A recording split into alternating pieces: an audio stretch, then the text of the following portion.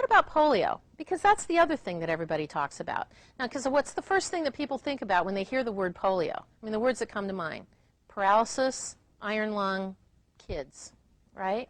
We've been so indoctrinated with that we think those words are synonyms, like we think vaccination and immunization are synonyms. They're not. You know, polio is not a synonym for paralysis, and I'm going to show you why. Is that more than 90% of people who get exposed to the polio virus, it's a simple infection. In fact, it's so simple it looks like gastroenteritis and nobody even knows that they have it. Okay, they get headaches, sore throat, vomiting. It kind of goes on for a couple days. What's that sound like? The flu, right? Little gastroenteritis, a little bit of a flu. You get over the flu in about 72 hours, you have lifetime immunity. So that more than 90% of the people, when polio was still rather endemic in our society in the 40s and the 50s and maybe even the 60s, that's what happened to the vast majority of people.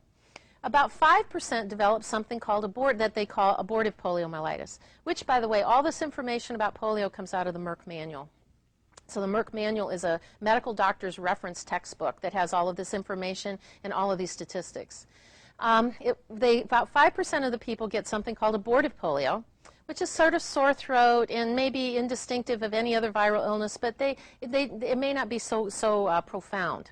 And then about 3% get something called non-paralytic polio. It happens about 14 days after viral illness, and for all intents and purposes, it looks kind of like viral meningitis.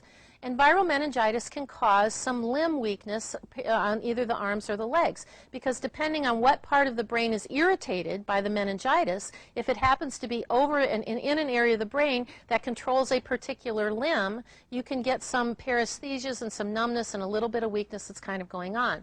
That's what hyperesthesia and paresthesia means. Hyperesthesia means that you touch it and it's oversensitive. The paresthesia means it just feels weird and you've got sort of nummy things going on. Symptoms last up to 10 days, followed by complete recovery and lifelong immunity.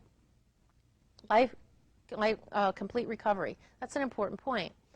Now, less than 2% of people who ever got exposed to the polio virus end up with paralysis.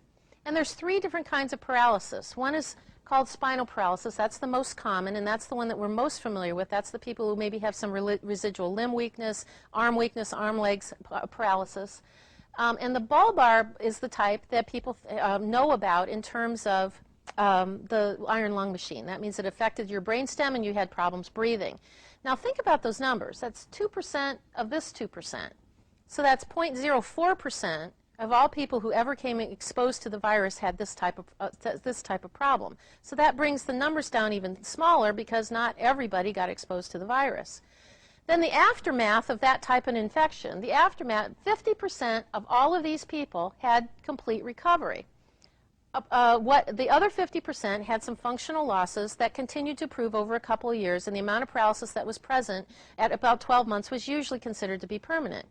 So if you take like a bird's eye stand back look at the population as a whole and the number of people that may have been exposed to this, the numbers start coming down and get smaller and smaller.